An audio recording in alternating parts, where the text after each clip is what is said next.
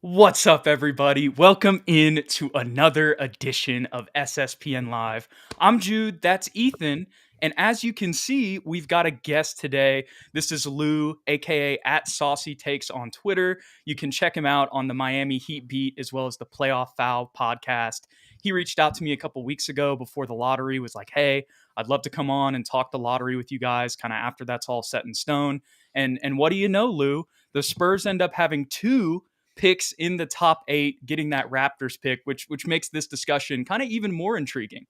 Oh yeah, man. I think I manifested. I'm gonna take some credit for that. For Yeah. you guys getting the Toronto pick, man, because um honestly, I'd rather see the Spurs be great again than Toronto win another championship. So as much as the rivalry is there, but the respect for the franchise will always remain the same. So Yeah, absolutely. And, me and Ethan definitely have a ton of respect for the Heat, which you do a lot of coverage there over on Miami Heat Beat on YouTube. Again, all the links to all of Lou's content are in the description. So before we jump into everything, just wanted to, get that all out there for the people to know so they can check you out after. yeah, absolutely. Thank you. Anybody who comes on, I do a lot of Heat related stuff, but playoff file is more like NBA related, and in particular, my main passion is definitely scouting and draft prospects. So if you want some breakdowns, maybe some guys you guys are sick of hearing for 4 and 8, but some guys for 35 coming here soon. I'll be posting them up on my Twitter here shortly. So Yeah, and I was looking at Lou's Twitter just throughout the day. I saw a lot of draft combine stuff. You're in the trenches in there, Lou. So we oh, man. appreciate the content. Thank you. All right. Well, we'll just jump into this thing.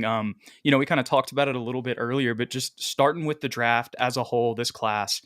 I mean, I was just watching some Ringer NBA stuff before this came on, or before we came on.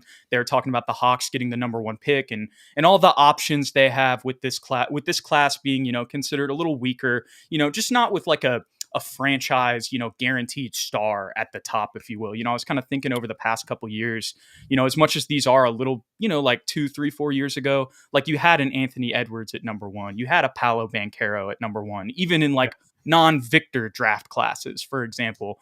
And as much as like me and Ethan, think Alexandre Sarr has a ton of potential, and even Zaccharie Risacher as well, both of those French guys. And maybe we have a little bit of the bias because of the 7'4" guy that we drafted last year. Yeah, must be Um, nice. but at the same time, I definitely think those guys, have a ton of potential. But what are your kind of thoughts on, just like the ceiling of this class and the class as a whole and how good it is, basically? So full disclosure, when I first got into this class, I did not like it. I did not like it. I thought there was no surefire talent. And as I've gotten more into the class, I do like some of the later guys. I like some of the it's floor raisers, not ceiling raisers. As guys you build or build with instead of build around is kind of the way I like to view it. Which is perfect for some teams like you guys. Obviously you got the guy you guys build around. He's the biggest freak basketball has seen probably ever, to be honest, in terms of just raw tools. So it's a nice class to add on to probably further his development, better his skill set, better his efficiency. So I think you guys are in a great spot. But overall, the class, it took me some time to get used to. Once I realized I wasn't looking for the next superstar, I was just looking for the next superstar role player. Right. Gotcha. Yeah. Ethan, you got anything? Now, I was just going to say, so you think maybe depth-wise, this is as good a draft as we've seen. It's just the top talent that might not explode off the page is what you're saying. Yeah, depth wise, there's a lot of size in this draft, just in general, like at the wing spot, even later on in the draft. So I think there is a lot of intrigue later on for some of the guys. Typically it's not really this deep. Ironically, there's a lot of international guys early, but not that many international guys late. It's more like, some 3-4 year senior, junior guys coming out of college who are basically ready to contribute almost right away. Like they don't need that much more development. It's just what role can you fit them in and how do they fit your roster. So it's pretty, I would say it's definitely not as talented as other classes. I think the depth is right about average. I wouldn't say it's too deep, or it's like you get to 20 and you don't know what you're doing. Right. Right, for sure. And it's funny you mentioned that because I was watching a little bit of combine stuff just before we got on, and like KJ Simpson, a guard from Colorado, I know he's been doing really well at the combine. I Yeah. know you really like Tristan Da Silva, potentially for the Heat, who's also on Colorado. But since we're talking about Colorado, another name that maybe could potentially be in play for the Spurs at 8, depending on what they decide to do, is Cody Williams. And Yeah. I haven't really watched too much of him. I watched probably like the most. I saw like some games here and there when they were on ESPN, like throughout the college season. But just like 30 minutes ago or so, I was really like, diving into his tape a little bit. And so I was just thinking about him more because me and Ethan really haven't discussed him too much. What are kind of your thoughts on Cody Williams just as a prospect? And then if you want to get into a little bit of the Spurs potential fit there, I'd love to hear that too. Yeah, absolutely. Cody is, first of all, he's really, really young. I always have to start with that because, to be very honest, in January he was getting mocked one even most of the time. So top 3. After his injury, he came back a little bit iffy. But just in general, he's very lengthy, really, really skinny. I think he's one of the few guys in combine history who's measured over 6'6", sub 180. So he is 6'6" and a half without shoes, 178. He's 4 pounds heavier than Trae Young, a popular name around your streets, I imagine. So he's really, really skinny, but he's very moves very fluidly. I wouldn't say he's a powerful athlete or a very good 3-point shooter. It's kind of a lot of projection with him. I when I first walked into him and he was 1 through 3, I thought that was ridiculous. I think he's kind of settled in like late lottery for me to like 15, 17 range. But he'd be intriguing because the Spurs are you guys are very good at like developing players, especially wings. I mean, cough Kawhi. Have we, Keldon Johnson's done a good job of upping his stock, even for you guys as well. So you guys have that down. So Cody, for you guys, I think he can defend. He'd be a versatile, lengthy defender, 7-foot wingspan for him. Just very versatile on that end. Offensively, if he can really knock down shots. I'm a little bit hesitant, even though the percentages are good. I tend to focus on free throw percentage, volume from 3, and those 2 things are kind of iffy with him. I wanted to ask you about that. Not to interrupt, but I wanted yeah. to ask you about his shooting because I know that's kind of a conundrum with him. As with a lot of the guys around where you guys are picking, I think that their shooting is pure projection. And it's a scary thing sometimes because just as quickly as, it can be right and look beautiful, it can look bad and be real bad. But if there's anything positive to say about Cody, is he shot 43% last year on what was catch and shoot jumpers, shot 59% on unguarded threes. So it's most of the timing stuff. If he can get the release quicker, those things, which I think, full discrepancy, I think a jumper is probably the least of concerns it should be for an NBA prospect. As long as they have feel, I think you can not teach feel, but I think you can teach somebody how to shoot better. So, for you guys, if you guys develop him and come in with the mindset that he doesn't have to come in year 1 and look like a top 10 pick, I think you guys maybe 2-3 years down the road will be pretty popular because his brother Jalen Williams was not this good at 18 either. Like, right. Jalen was a late riser coming out of college and really, really made him a name for himself in the draft combine scene during the scrimmages. He was the best player on the floor by far there. So, and we know who he is now. So if that's any indication of, family trajectory, then, by all means, you guys should take a chance on somebody like that at 8. All I was going to say is at 8, if it's between Cody Williams. Cody is it? Yeah, it is Cody Williams. Yeah, you're right. Cody Williams. I don't know why I brain fart. Cody Williams and Dalton Connect, who's kind of the opposite of that coin flip, right? He's a guy that's 23, more of a finished prospect. Who would you put your Spurs GM hat on? Who would you rather have in that situation? Depends who I get with at 4. I think it's fully dependent on who I get with at 4. If we're talking somebody who's also a little bit more of a projection at 4, maybe Nico, somebody like that who is, maybe not fully ready, especially with the injury and stuff, then I'm probably taking Dalton. But if I'm the Spurs and I know I'm going to have Wemby for 3-4 cheap years and we're going to max him as soon as he's eligible, I take the upside guy. You guys aren't or shouldn't be ready to compete next year anyways. So just take Cody. I'm a fan of Connects. He's definitely going to be solid, but I think you can find players around his age later in the draft with similar impact. So I would not waste a top 8 pick if I'm San Antonio on a surefire role player. I would try to swing for upside. Hmm. Yeah, another thing about Dalton, because me and Ethan, that was just off rip. After the 4th and 8th pick, we had Rob Dillingham at 4, and we'll get into 4 here in a second, and then Dalton Connect at 8, just to kind of shore up that wing position at the 3 and Yeah. the point guard position. Just for, and you already know this, but for example, like we had Trey Jones starting at point guard, and me and Ethan have talked about this. We think Trey Jones can be a very serviceable backup. You know what I mean? And then we had I don't even know if you know who this is. You might know who his brother is. He was on the G League team for the Heat. Julian Champagny was starting at the 3 for us most of the year. So those are kind of in our starting lineup. You've got Devin at the 2, you got Jeremy at the 4, and Victor at the 5. And we'll kind of see, how everything plays out, maybe with the front court potentially moving forward. But as of right now on May 15th, those kind of 3 positions we feel pretty solid about, kind of moving forward. So those are kind of the 2 positions that are kind of the big ones for the Spurs. And we'll probably get into a little bit of a post and big depth too. We talked about that as well. But, that's an interesting conversation at 8, between those 2 guys, because that is a position that the, Spurs fans, at least me and Ethan, are kind of looking at. And, I saw the measurements as well for Dalton, and he ended up measuring, I think, at like 6'5".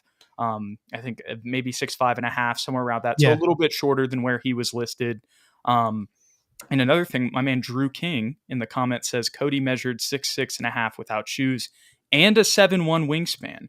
Yeah. And, another thing, just while we're on this Cody Williams talk, I was listening to, and I mentioned this on a different podcast, so forgive me if some of y'all listening have already heard this, but there was another Ringer podcast that I was listening to, and they were talking about how, Cody Williams might be that type of prospect who could be 2 years away from being 2 years away, if you will. And kind of like what you just described is that he may take a little bit of time, but he really could be, like you said, a potential pick and an upside pick. So yeah, I guess we kind of already talked about the conversation, how you were saying like an NBA ready guy, maybe more in Dalton coming in versus drafting on potential. And it seems like you're kind of on the side with where the Spurs are at right now, that maybe they should look more of the potential route. Yeah. I think they should specifically with 8. I think they should balance with 8, whatever they do with 4.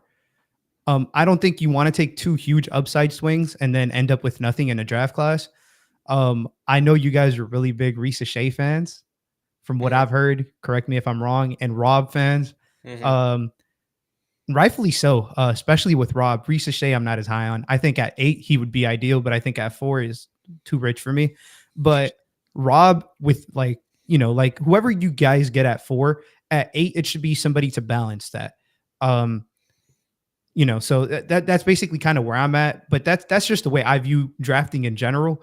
I don't want to swing 0 for 2. I want to at least get on base with one of them. I don't want to hit a home run either. But if I get the first one gets a double and the next one is a home run, how I like to say, we're cooking with grease. Right. Can I ask one question real quick? Sir. Go for it.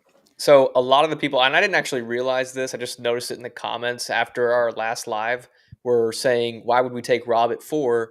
Because 5, 6, and 7 don't need a point guard. I haven't looked into it myself. I don't know if you have, but personally, I'd rather not risk it. If Rob Dillingham's available at 4, I snag him at 4. If Risacher falls to 4, maybe we have a conversation. Obviously, you're not a huge fan of Risacher at 4. But would you wait and try and get Rob at 8? Do you think that that's at all a likely thing that could happen? He not going 5, 6, or 7.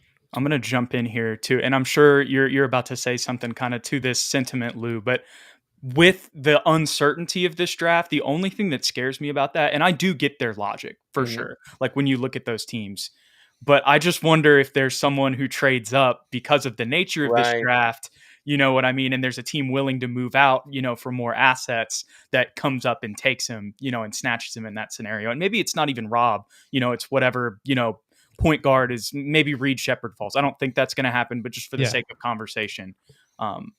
Yeah. Anyways, just wanted to jump in there. No, I completely get it. I understand the need, the want, the appeal to Rob Dillingham, especially to a team that is trying to create space for somebody like Wemby. He is a phenomenal shooter. I think his driving is going to look better too. I'm personally a big fan of him. However, he's not graded in my top 10. But that's not shade on him. That's just, I think the defense is so bad sometimes that I get upset. But with the defense that bad and you have the best defender on the planet behind him, as a Heat fan, it hurts me to say because I think Bam is sensational. But Wemby is a different tier. He would be an exception for me. If I was San Antonio, I would take him at 4. But regardless, if I'm San Antonio, I think he can fall to 8. A lot of draft trades probably will happen. I don't think the Pistons are going to trade down. I don't think he fits in Charlotte, so I get that. And if the Trailblazers give up on Scoot this early, I don't think they work together either. Right. So I would take the chance. I'd rather get a surefire prospect at 4 and then swing for the fences at 8. Even if it's, have you guys considered like double dipping at point guard? Because I think there's some good point guards aside from Rob, like later on, like McCain, I'm really high on too. Isaiah Collier, I'm really high on too. I don't get why these guys aren't getting talked about at 8, especially if you guys aren't able to get Dillingham at 4. Interesting. Well, here, I definitely want to dive into that, but I want to kind of get into the 4th pick too, since we got into the 8th pick. And I know we kind of already just talked about it, to an extent. And another thing I wanted to touch on too was, and I will just jump into Rob Dillingham because that's kind of who we've been talking about potentially at 4. And there's been, another thing, going back to the Ringer, not to go back to them all the time, but they were talking about how they've been hearing some smoke about how Houston really likes Reed Shepherd. And I think me and Ethan were talking about that in one of our other streams, or maybe it was in the mock draft solo video that I did. But you can just kind of see with all the ball dominant players that Houston has, you can kind of see how Reed would just really fit in, to the guys that he would be surrounded by in that system, as well as kind of being the setup replacement for Fred VanVleet after he leaves. So I do kind of really feel like he's going to go at 3. But say let's throw this out there just for the sake of conversation. I've been thinking about this, maybe doing a solo video with a video with Ethan on this, but we might as well do it now. Say we're at 4 and Topic, Risacher, and Reed Shepherd by some way are all available. Okay. What is, I guess, I'm open to, this is a lot of questions I'm throwing at you here. Yeah. What do you think about that? And then also just what are your thoughts on the 4th pick for the Spurs overall? I think you guys are in a perfect spot because I don't think you guys should want Sar. Like it shouldn't be like hellbent on Sar because I don't think there's a tier of prospect above everybody else in this class. I think they're generally like the guys at the top are kind of in the same tier. But I think 4 for you guys is great. You asked me, it was Dillingham, it was Topic, and it was Risacher. So my question to you is Reed Shepherd. Reed Shepherd, Topic, and Risacher. Yeah, okay. All the point guards. Got you. So who went 3? I'm guessing Sar went 1. Who went 2 and who went 3 in this? That's true. Is Stephon Castle off the board? No. If Stephon, I'm gonna keep it 1,000% honest with you guys. If Stephon Castle is on the board, the Spurs should sprint to the podium. I personally think he is. What did you guys ask for? You guys asked for a wing and a point guard. He's kind of somebody who can be an immediate wing, maybe turn into a point guard.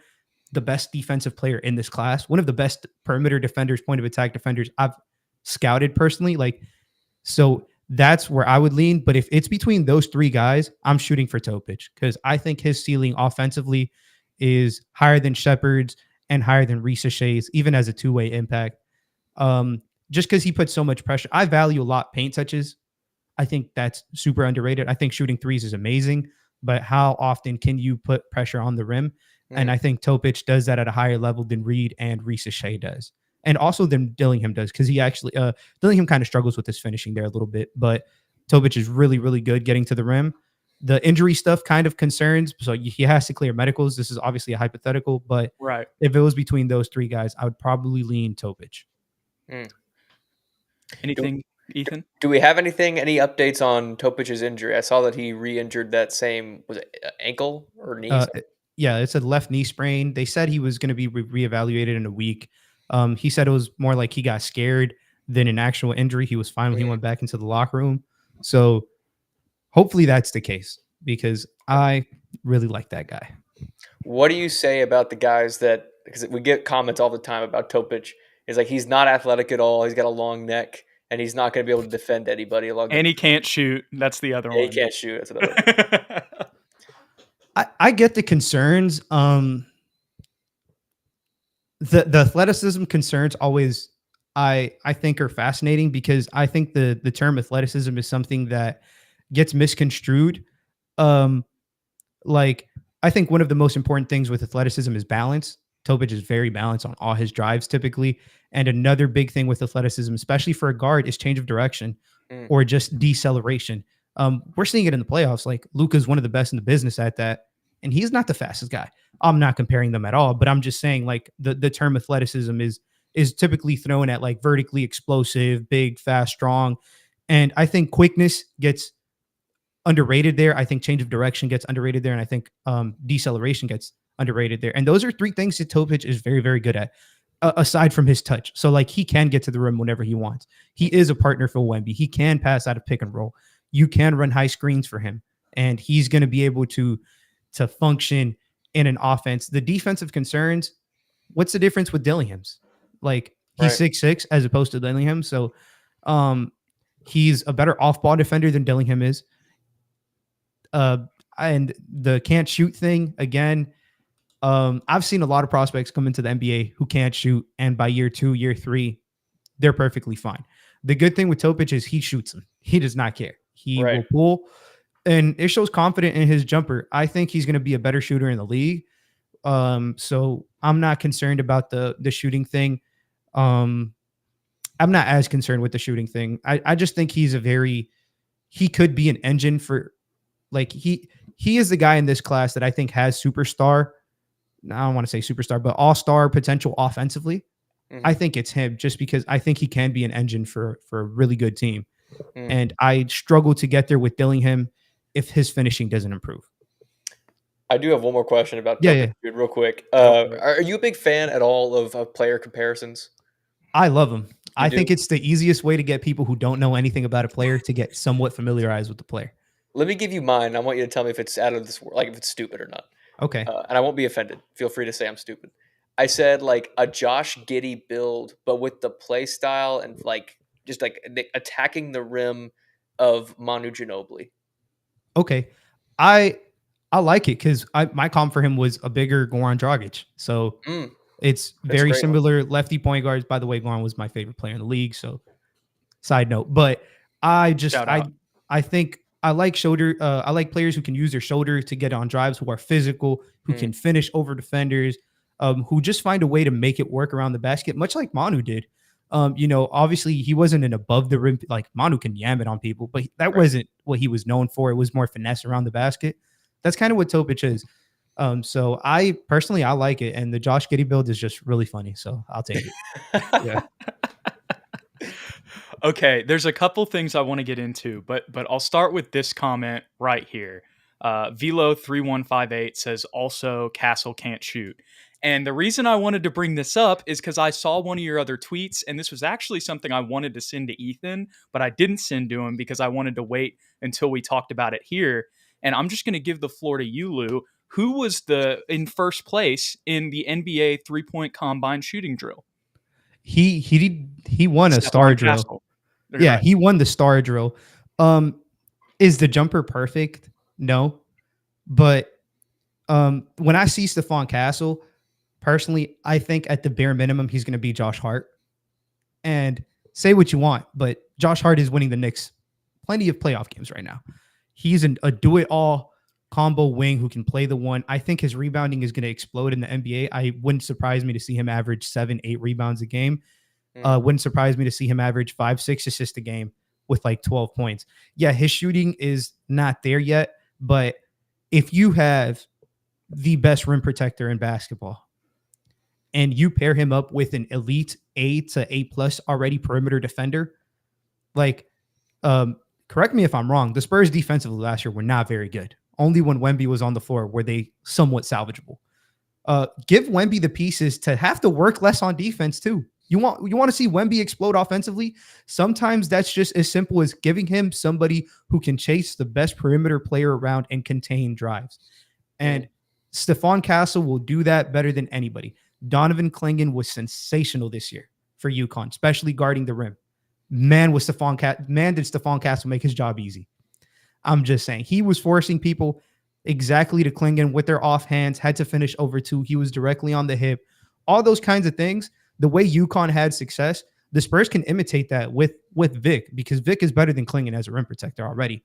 Like, the shooting is something that is so fascinating because I think it's so fixable. We've seen so many prospects come into the league and just improve on their jumper. It's literally a repetition thing. I saw it last year. Nikola Jovic with the Miami Heat shot 26% from three. This year, he shot 44%, was our second best three-point shooter. Repetitions mean a lot. His form isn't as ugly as some people say, especially off the dribble. He has a very nice midi. His 14, 13 feet rise up is really, really nice. It looks fluid. His free throw doesn't look bad. I'm just a believer in I think, don't look at what a prospect can do. Just look at what they can do. Because I think if you take Castle at 4, you can find shooters later on, especially at 35, where it'll make his job easier. And Devin Vassell can shoot pretty good, can't he? Yeah. Yes. Victor can shoot too. He projects to be better. Victor, if I'm being honest, Victor had upside as a shooter, but he wasn't a very efficient shooter coming from France. It's don't look at the percentages. Just trust the player's work ethic. Stephon Castle could have gone to any college he wanted to, and he chose UConn without any commitment from the coach to get minutes. And he went into a room with Diarra. He went into a room with Tristan Newton. He went into a room with a 5-year transfer in Cam Spencer.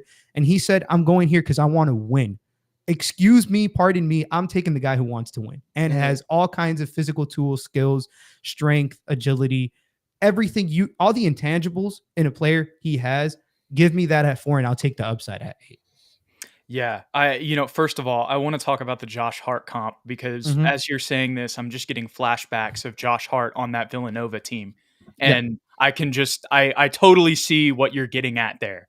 And another thing, you're talking about percentages. Ethan, I think this graphic might go over your face. So that's fine. Sorry about that. The moneymaker. That's okay. It's literally right over your face, Ethan. But as you can see here, and this is a comparison between Rob Dillingham and Tyrese Maxey's stats. And I know we were talking about, Stephon Castle, but look at Tyrese Maxey's 3-point percentage. 29.2. Is Tyrese Maxey a terrible shooter? You know what I mean? No, and players can improve. This isn't the final version of them. But it's nice to see a player's work ethic. And, UConn came off of winning a championship and Stephon Castle wasn't guaranteed any playing time. And what did he do? He went there. Not only did he get playing time, he was one of their most impactful players and decided to come out, I just don't see any way he misses, to be very honest. I think I have him graded number 2 on my board. So if you guys take him at 4, I think that's a steal. Is there, because some of the mock drafts that we've been looking at for our channel, he's kind of been, what do you think, Jude? Anywhere from 7 to 11. He's not really that high. So do you think there's a potential we could maybe snag him at 8? Well, that's the funny thing, because, and sorry to interrupt, but just on the Ringers draft board, he's been 1-3 the whole time, but on a bunch of others, he's lower in the lottery. I think this is a draft class where you stick and you pick who you want, because there is so much movement. I've seen classes that have Risacher 1. I've seen mock drafts that have him 10, 9 recently. I've seen other players. Terrence Shannon Jr. is on NBA DraftNet's top 5. He's 43 for Kevin O'Connor. Basically when I say that, what I say is stick and pick where you want him. Don't worry about trying to get cute and perfect and trying to take him a little later. If the Spurs fully were okay with taking him at 4, you guys should not be upset because you saw him in a mock 9 to 11. Because I think when the draft comes around, I think the only pick we know is that Alex Sarr is probably going to be number one, just because that's what everybody's been pushing. Aside from that, you know, by all means, whatever happens, happens. Like it's going to be just a total like roll of the dice for every pick. Mm. I like these fan fiction scenarios, so I'm going to give you one more. Oh Let's yeah. let's say that we get Castle at 4, 5, 6, 7. Don't need a point guard, right, Jude? We get Rob Dillingham at 8. Oh Like my goodness. you said, Castle can play wing too. Is there a Yes. world where it would be successful for the lineup to be Rob and then Devin, Castle, Jeremy Sohan, Victor Wembanyama? Absolutely. Like there's no question in my mind. Mm, Put Castle on the best um offensive player on the other team, hide Dillingham, let Castle play off the ball, do all the intangible things he was doing anyways this year. The extra possessions offensively, secondary playmaker, play off the catch, off of closeouts, operate some side pick and rolls with Wemby if off of a swing or something. Yeah, like that, and that's the beauty of taking Castle at 4. I think it can fully open up your board at 8. You can take whoever you want. I think there mm, is no player who should be off your board if you take somebody like Castle at 4. Because if you want another wing, you can take another wing. If mm, if I don't know if you guys are like big Ron Holland fans, but if you want Ron Holland or if you want Matas or if you want Dalton Connect at 8, then by all means Cody Williams, then by all means you can take some of these guys. If you want to go with a big, you can take Klingon. You mm. can't. I'm just saying, like theoretically, Collier, McCain, whoever it may be, whoever you really want at 8, you can take him. Castle doesn't prevent you because he's not going to log jam you at any position because he's very versatile between those one through 3 spots. It's funny you mentioned that because I was just looking at his measurements a little bit, just out of curiosity. Measured at 6'5.5", but has a 6'9" wingspan as Mm-hmm.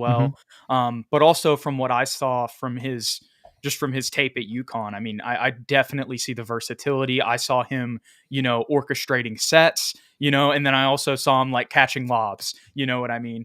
And then obviously all of the defensive stuff that you mentioned, that's obviously the thing that stands out with him. And speaking of defense, not to get off of Stephon, but I wanted to talk about this too. I wanted to talk about Stephon shooting, and then you touched on Rob Dillingham's defense a little bit. Mm-hmm. Obviously, at 6'1", 164, there's going to be some defensive troubles. I don't Questions. know. Yeah. Right. Yeah. Some just bluntly off of that size. But, a couple days ago, I posted on the SSPN Twitter like 2 minutes of his defensive highlights. And, I'm not saying that it's perfect, but I guess my question is, what do you think his ceiling can be for his defense? Like, because when I watch him from what I've seen from him on defense, like I get why people are coming at it. But Mm-hmm. at the same time, like I just don't think that he's going to be complete. Like, and I'm not saying he's going to ever be an elite defender either, but I don't think that he's just guaranteed to be like complete booty cheeks, if that Yeah. makes sense. Like, what are your thoughts on his defensive potential and maybe like what his defensive ceiling could be? I think his defensive ceiling is like an average league defender, slightly below average. I think if we're looking at 1 through 10 and 5 is average, I think you're hoping he hits 5. But realistically, it's probably going to be somewhere between that 4 to 5 range. I think his defense, um, you'd want him to just be a point of attack defender who can hound the ball and get around screens, but he's not going to be switchable. He does have moments where he locks in defensively and he moves his feet. He's really athletic. Like he's very quick. So he can move his feet and stay in front of people. I don't know how much that matters when you're 164 Mm, in every matchup, but I like to, maybe I think incorrectly, but I like to try to see what player, like what team are we trying to beat in this league? It's the Denver Nuggets. I'm gonna keep it a band with you. Right. Yeah. Yeah. There is no way Rob Dillingham is gonna help you defensively against any of those matchups. That's where I struggle to make that pick. However, offensively, can he get hot? Absolutely. He can be a fire burner, but it's just that's where I struggle on who he guards. Now, if you have Wemby and you got Sochan and you're able to get a great defender at 8, like a Holland or something, maybe you can make it work. Absolutely. But it's going to be tough to build a team around somebody who can be that much of a liability defensively. mm. I think the only caveat we have as a team, as a Spurs team, is on the bench. Who do we have that's an absolute defensive juggernaut, Jude, at point guard? Blake Wesley? Is Blake that what Wesley. Yeah. I saw a comment that said, I don't know how familiar you are with his game, but Not much. I can't lie to you. yeah, this is the comment I was talking about. Rob's ceiling on defense is Blake Wesley's floor. Like Blake Wesley, we drafted him last year, and he had a lot of upside from Notre Dame, 6'5", Mhm. kind of a combo guard, but his offense translated pretty much terribly off the bat. Like he was very The truth, borderline yeah. useless, honestly. And then this God year he bless had like a resurgence strictly because of defense. That's all he does really, really well is play defense, and then lately not turn over the ball. So if Rob is having an off night, luckily, who do we have off the bench that can come in and just basically just defend and not have to worry about anything else? Blake Wesley. Yeah. The Yeah. the thing, though, that's there too is Trey Jones. You know what I Again, mean? yeah, too. So Yeah. that kinda ties into it, and the other thing is Blake kinda has a little bit of versatility as a 2 as Yep. well. The Mhm. Spurs are kinda like they've been trying to mold him as a point guard, but really kinda coming out of Notre Dame, that's more of what he was. But still, to Ethan's point, like, his on-ball like, to be honest with you, from my opinion, Ethan, you can, disagree or agree with me here. Mm. I think his on-ball defense this year got to a point where it was better than Trey Jones's. Absolutely. Yeah. 1000%. Trey Jones is like a high IQ defender, a help Yeah. defender, but he's going to get beat pretty much 95% of the time. Kind of like Rob, unfortunately. Yeah. Yeah, because I guess when I watch like Rob Dillingham on defense, like I do see the lulls. I see where sometimes he gets beat and he's just like, "Wow, I just got completely turned in a circle, and now I'm done with this play." Basically, you know what I mean? Like mid play after the guys already drove past him. But I also see like the high energy activity plays where he's almost like hounding guys on the ball. With all of that being said, the NBA game is it's going to be a different level in comparison than the guys he was playing in college, as much as I super respect the SEC. But I Yeah. guess when I see Rob Dillingham, and I'm not trying to go on this for forever, and I see $100 in here, we appreciate that for Thank you. sure. But I feel like when I watch him on defense, I see some things that I feel like the Spurs front office would be like, okay, here's some things that we could work with him on and like make him better at getting steals, or jumping passing lanes from time to time. That doesn't mean that, there's still going to be times where maybe we're playing the Thunder, for example, and he's got to guard Shai Gilgeous. Like that's not going to go well. And for the Spurs this year, even in a lot of those games where we played teams with bigger point guards, we would end up putting like Trey Jones on the 2, and we'd go put Sohan like on SGA. You know what I mean? And that's not to say that like Sohan was, like clamping SGA or anything, but it was a much better defensive, matchup than a Trey Jones, for example. So we do that from time to time. But I guess what I'm trying to get here is I'm kind of rambling on and on. Is do you think like if you had to name a potential skill or skills that Rob Dillingham has on defense, what would it be, if there even are any? Yeah. His foot quickness is really, really good, and his agility is really good. So he can contain the ball. It's just again, it's a strength concern. But it's also an effort thing, like you said. The effort was very lackluster sometimes at Kentucky, which is a fascinating thing because, not to sidetrack, but somebody who their effort was absolutely horrendous in college was Paolo. But when he locked in, it was like, oh, this guy can defend. Fast forward to the league and he's defending. Like, so if you can get buy-in from a player on that side of the floor, I think defense, some of it is just effort and willingness to defend. Even Trey Young this year was, for spurts, he was a pretty decent defender, as decent as he could be at that size. And I think that's ultimately what you're looking at with Dillingham, is how much effort can pop drain out of him defensively, so he can, put forth his best foot. If he can be a neutral defensively, offensively, he can really unlock Wemby's game and just the Spurs game in general. Because his pull-up 3-point, I've said a lot of bad things, I guess, about his defense, but if there's one thing that he's ready to contribute tomorrow, is his pull-up shooting and his shooting in general. He has such a beautiful silky stroke. It's quick, it's timely, it's compact, it's fluid, it's consistent. It's so nice to watch him just pull up and drain everything whenever he's on.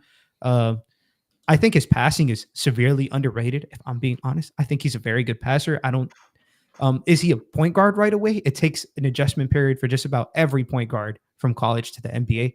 But I do think long-term he is he has to be a point guard if you're taking him at 4. I don't think there's any way you guys are taking him at 4 and they're like, oh yeah, he's going to be our off guard at the 2. at that size personally, Mm. but I may be wrong. But I do No, like we some of agree. his. Okay, yeah, I like some of his pick and roll passing. He's very good off of live dribble passing, finding shooters in the corner. He doesn't sometimes he did predetermined reads, but as the year went on, he got a lot better. So it's just little things like that where the ceiling for him offensively could absolutely hit. It's just obviously the defensive concerns. Yeah. And here, before you jump in, Ethan, I just want to read this just to kind of wrap up the Rob Dillingham talk. So this is from yesterday from Tom Orsborn, who works for the San Antonio News Express and was out covering the combine. This is what Rob Dillingham said on his defense. Rob Dillingham acknowledged he needs some work on the defensive end. He said he needs to do better effort-wise and have a better understanding of game plans. He also said the Wildcats weren't all the way locked in on defense like at times this season. So he does acknowledge it. But I do understand, like, there's just when he is at the size that he's at, I understand the defensive concerns for people. Yeah, his shooting is crazy though. I don't know if you guys have seen his in particular, like his shooting splits, like on ball, like catch and shoot. He shot 47% catch and shoot. He shot 49% unguarded, 38% dribble off the dribble from three. Like, it's legitimate offensive juice that he can provide. So, man, he's going to be a fascinating player where he goes, because I think the situation around him can determine so much. If he's with a lot of these players, can determine whether he's because he has a star offensive upside, or if he's like, I don't know. I don't want to disrespect him with a player comp here, but like just like a guy who comes off the bench for 18 minutes and gives you like 15 points, or not 15, like 7-8 points sometimes. Like, there's a thin line there. I do think his upside is probably closer to the 20, like the Tyrese Maxey's the comp everybody loves. Right. And rightfully so, because it's a very good one. I think Maxey had a way better floater in college, but if Dillingham gets that runner, again, you guys are going to be cooking with grease. Right on. Go ahead, Jude. Yeah, no, I know we've also talked about Risacher a little bit, and you were talking about how you were a little bit more down on him. And, it just, it was reminding me of Kevin O'Connor's board, because we did like a 30-minute breakdown of that a while back. Mm-hmm. And he, he does have Risacher a little bit lower. What are your thoughts on Risacher? Why do you kind of have him a little bit lower? And then also, if he was to end up on the Spurs, what are your thoughts about that? I know it's like a 3-part question, but yeah, Risacher is somebody who's fascinating because he's obviously very intriguing. His size, his fluidness defensively is really cool. I don't think he's an extreme athlete. I think he's a good athlete, but for that size, that's impressive. And I don't think the jumper is there was a point he was shooting like 40%. I think the jumper is a little wonky too, but he can provide some things on the defensive end, which will be truly like special with that length next to somebody like Wemby. That's probably going to be his main calling card. Offensively, the struggles I have with him is every time he puts the ball on the floor, it's a mess. He can pass the ball sometimes. As a connective passer, he's good, but like him trying to self-create, it's really bad. So, like, it's concerning to me. He gets bumped off his spot really easily for being that skinny. He's more of like a attack things in a straight line kind of guy, like a closeout in a straight line. And when he gets to his spot, he can explode and dunk or finish over people, but I don't think it's going to be that level of easy in the NBA. So he's somebody who's intriguing because ultimately I think his workouts are going to be very telling. He's still playing right now. He's in the playoffs.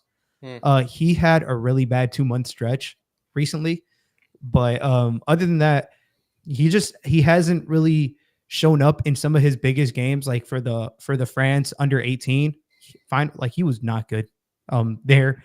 He kind of struggled. He struggled in the playoffs. Melvin Aginsa made him struggle a lot in their matchup about like a month ago. So it's like when he has to play a certain level of competition, he's kind of been shrinking. It's a concern for me because I like players that it's a big game, they're going to show up.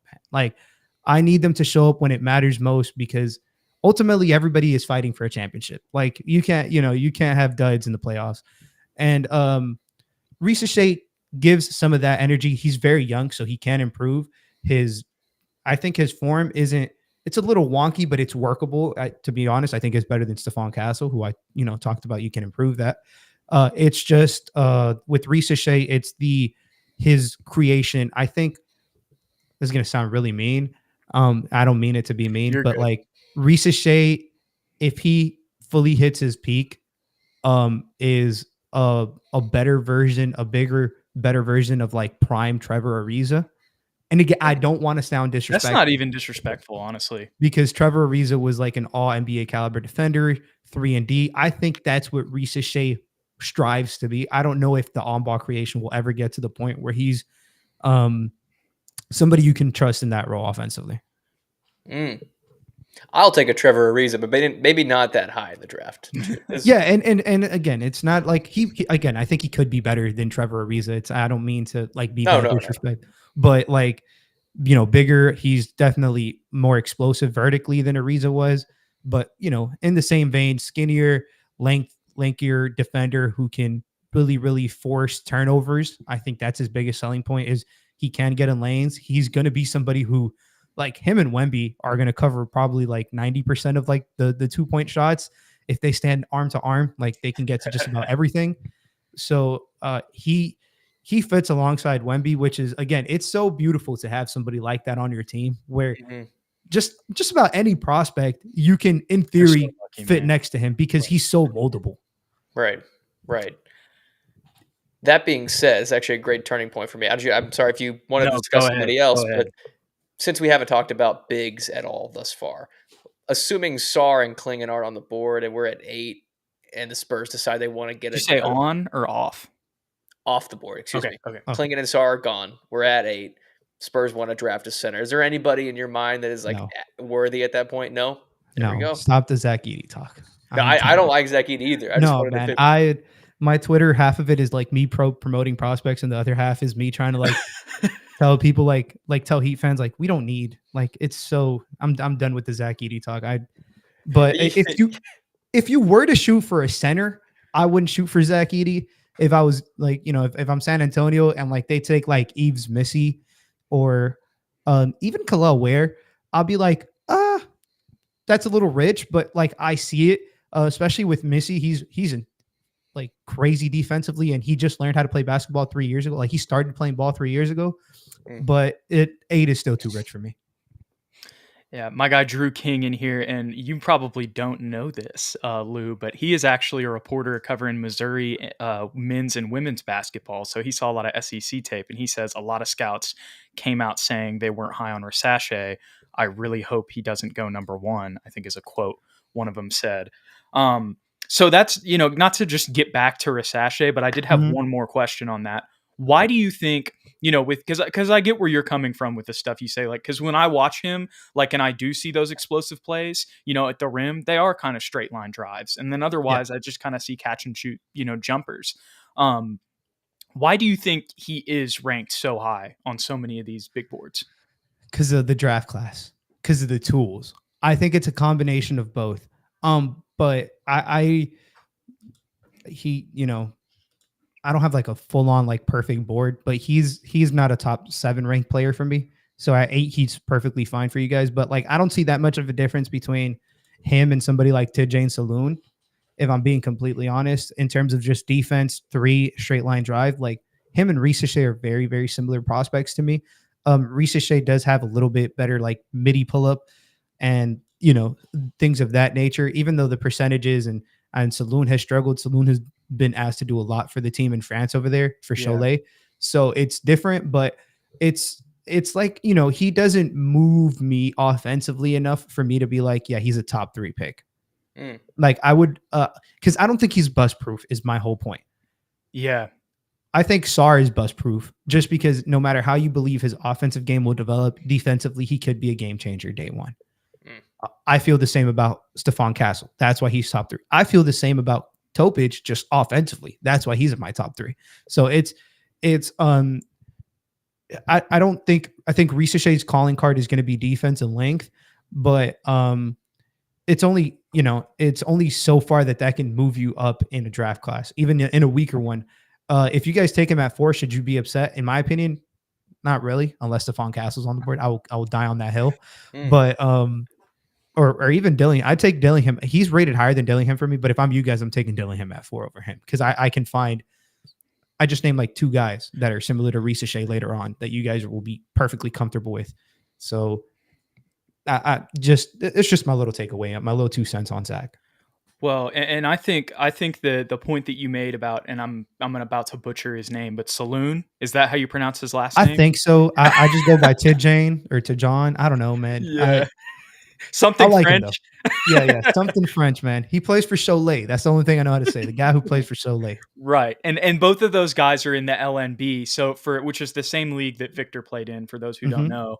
And I liked your playoff point too, because as much as Victor is Victor, like you saw him show up and bring his team to the finals, you know, and obviously he had Bilal on there as well and some other guys on that team, that Metropolitans 92 team. But I know Cholet, I remember that series, watching that series, you know, kind of scouting Victor after the Spurs had won the lottery. And man, that Cholet team, they're a juggernaut over there. So just him getting to play with them.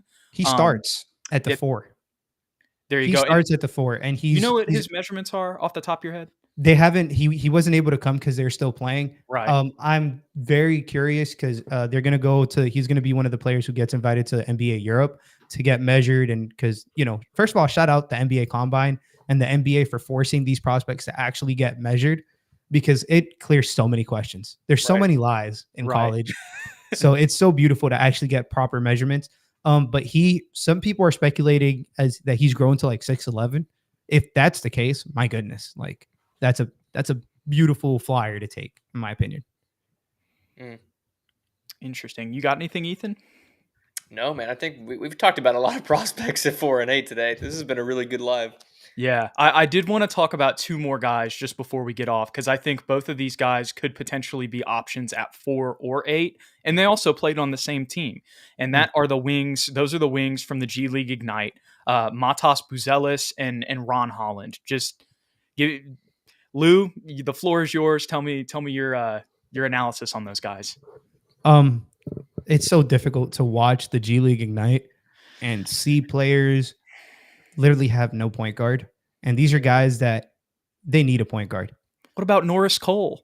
Fun story. No, man, I never liked Norris, but fun story. I didn't even think about the Heat. I was just thinking because he was on Ignite this year. Go ahead. My goodness, I didn't know he was on Ignite. So when I started scouting, I'm like, damn, this number 30 guy kind of sucks. And fast forward to Norris Cole, I'm like, oh my goodness, what is he still doing? So it was just funny, but yeah, like they just they struggled to get a playmaker to help them playmate. To like help them score, essentially, to make their life easier. However, I will say Ron Holland he could be a game wrecker defensively. His athleticism could be something to just behold in that. Like he's one of the most athletic players in this whole draft class already, in my opinion, in terms of like strength, quickness, vertical explosiveness. He was asked to do a lot of on-ball creation, something he never did in high school. Like high school tape he was not being tasked to run high pick and rolls and make reads. He got better during the year.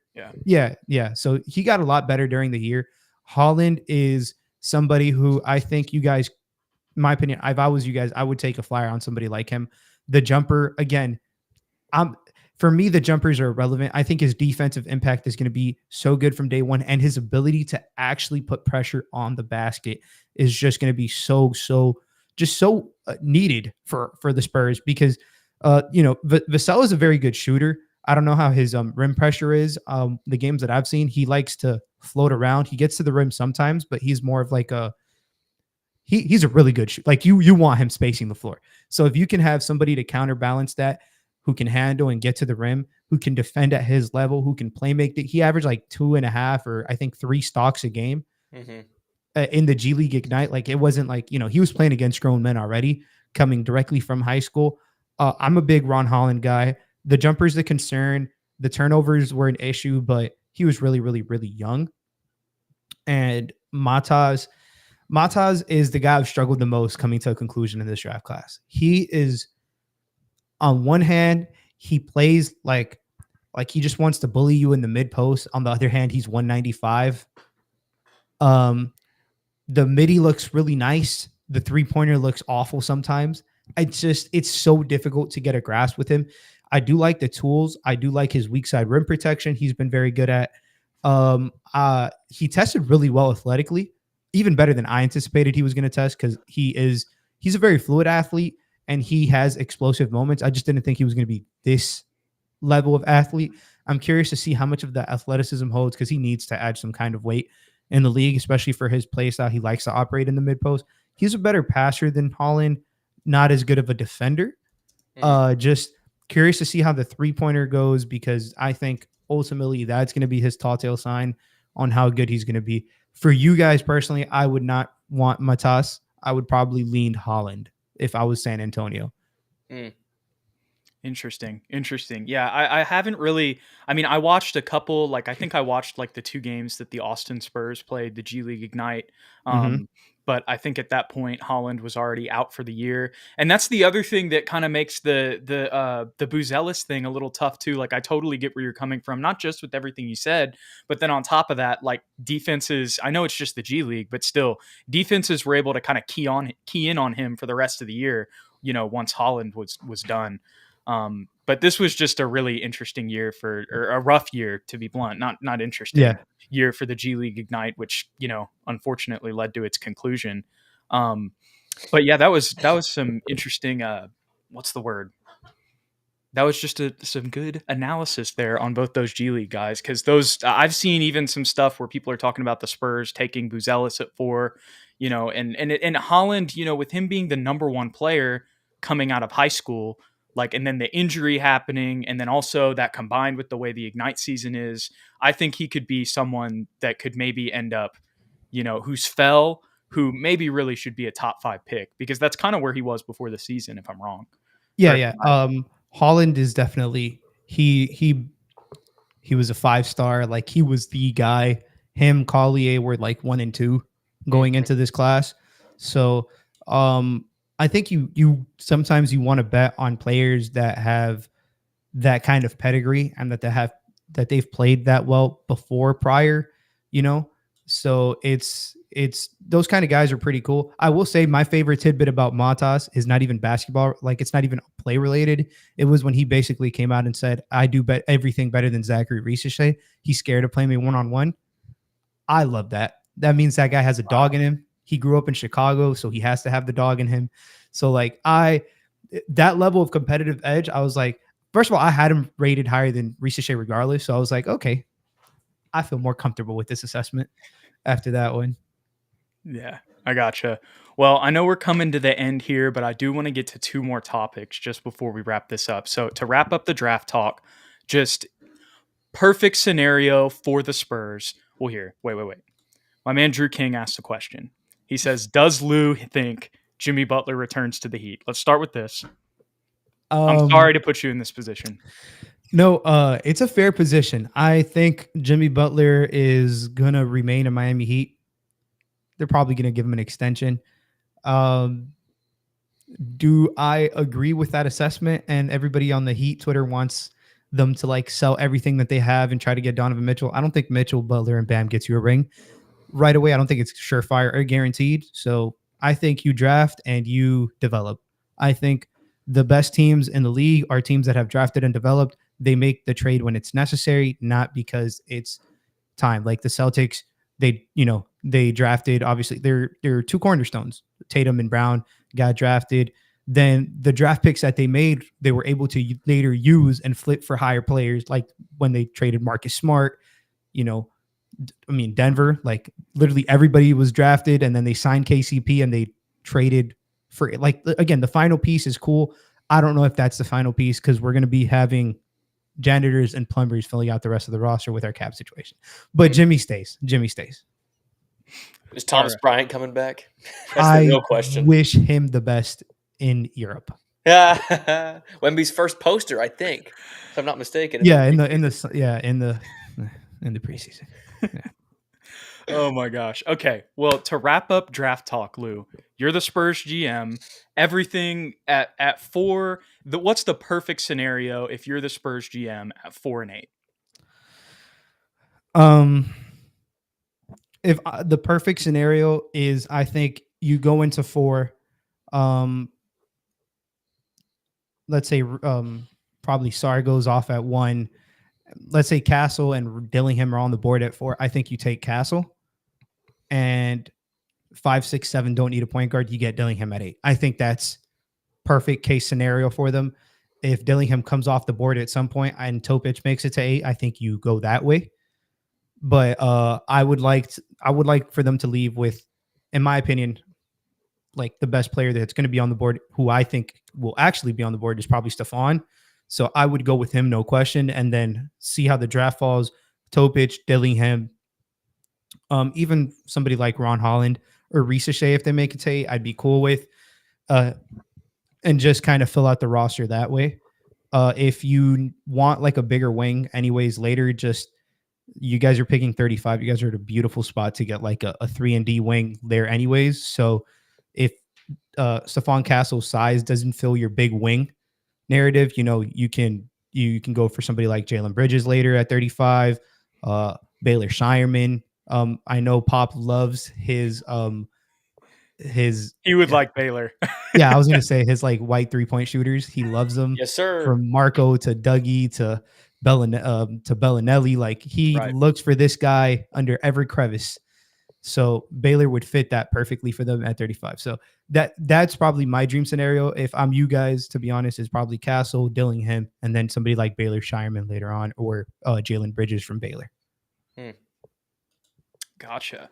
Well, we did want to wrap up with a little bit of favorite Spurs Heat moments, because if you guys are joining just now and you didn't see the beginning, Lou does do a podcast. He is one of the hosts on Miami Heat Beat for their post shows, but he also just does a ton of NBA stuff on the Playoff Foul podcast as well. But when you look back on, all of the battles that the Spurs and the Heat have had over the years, that me and Ethan kind of grew up with. I don't know how old you were then. But what are some of your favorite Spurs Heat memories? Obviously, I'm sure Ray Allen's up there. Ray Allen corner 3. Nothing beats that. It to this day, I think it's probably the most important shot in basketball history. Maybe I'm biased. But single-handedly saved LeBron's legacy, quote unquote. So shout out Ray Allen for that 3-pointer.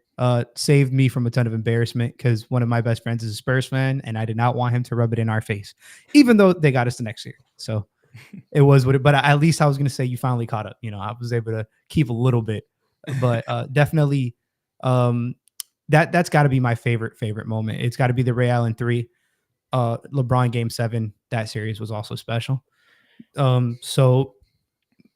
But if I'm pretty sure, if I'm speaking for you guys, just a funny moment is when LeBron's shooting the free throw. Here comes Kawhi Leonard checking in. LeBron goes, fuck.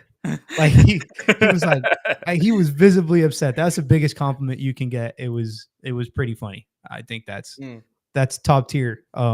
Just like top tier. I don't know what to call meme or just NBA just moment. Yeah, you don't top get tier those NBA a lot. moment. Yeah, it's hilarious. Ethan, what are some memories that you look back on? The one that immediately popped in my head that I actually didn't think about prior to coming on was the when the AC went out during the finals and LeBron was cramping, and all the memes from that, and all the San Antonio, man, right, that's the most San Antonio thing ever. The inside the NBA guys being like, "Oh, you got to fire whoever turned off the AC," like thinking that we did it on purpose, like hysterical moment. Then the classics, Danny Green with his 3-point barrage in 2013 finals was pretty great. I think Boris Diaw being inserted into to the starting lineup in 2014 was pretty remarkable. What he was able to do to LeBron defensively, and then just opening up the offense with like small ball. Or he didn't stop LeBron, but it was like, No, he was sensational. He was probably the biggest X factor in that series. His playmaking was something that so many teams have tried to emulate from that position. Small ball 5 or like a big power forward, like being a hub offensively. Boris Diaw is definitely an underappreciated passer, just in terms of like historical context for a big. So you're speaking to the right guy. I loved some Boris Diaw. Hated when we played against him, but if you really, really hate a player when you play against him, typically it's just because that's that level of respect. Right. And then the entire 2014 run was big because of how 2013 finished for us. It was so heartbreaking. And then to win. I think it was the biggest finals deficit, or like the largest like difference. I can't remember exactly how I'm trying to I frame it. know what you're getting. It's Yeah, yeah, when yeah. Patty Mills started going crazy. That's the one Correct. that sticks in my mind. And Not for Manu had the poster on that Ray too. Allen, not Chris Bosh, on Ray Allen.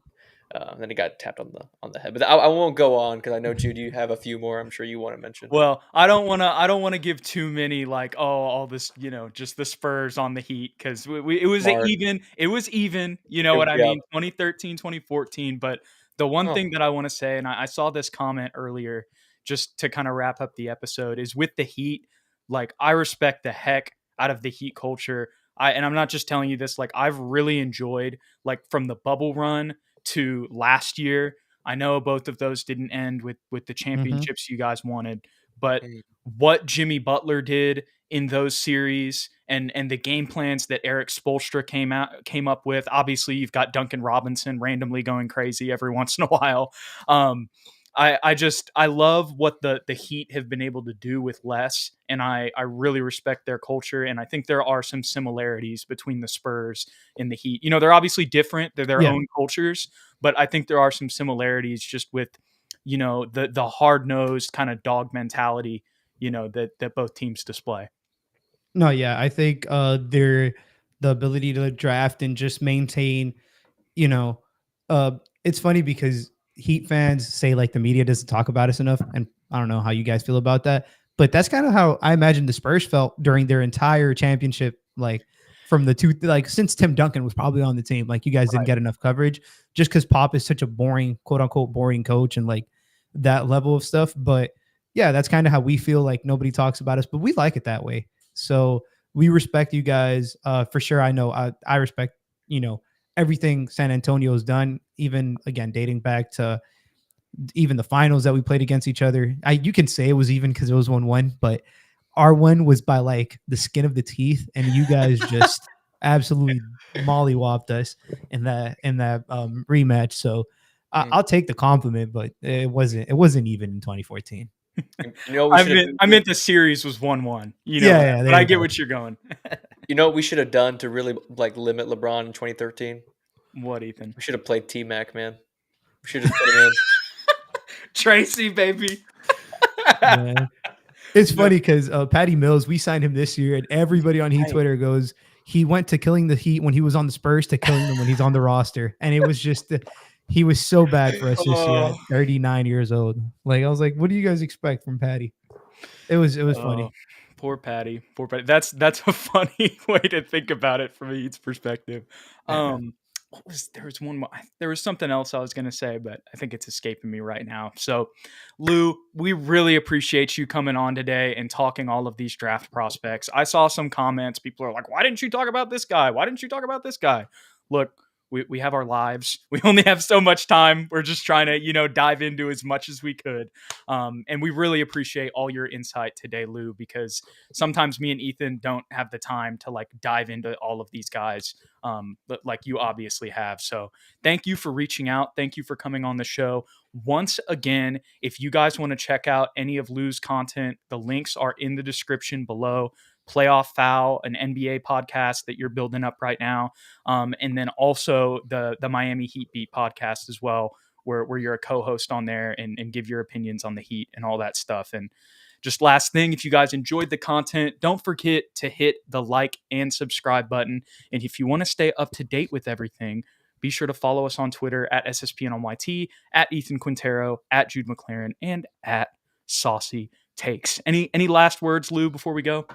No, man. Thank you guys for the opportunity. I'm just, I like to say I'm just some guy on Twitter who happens to really love basketball.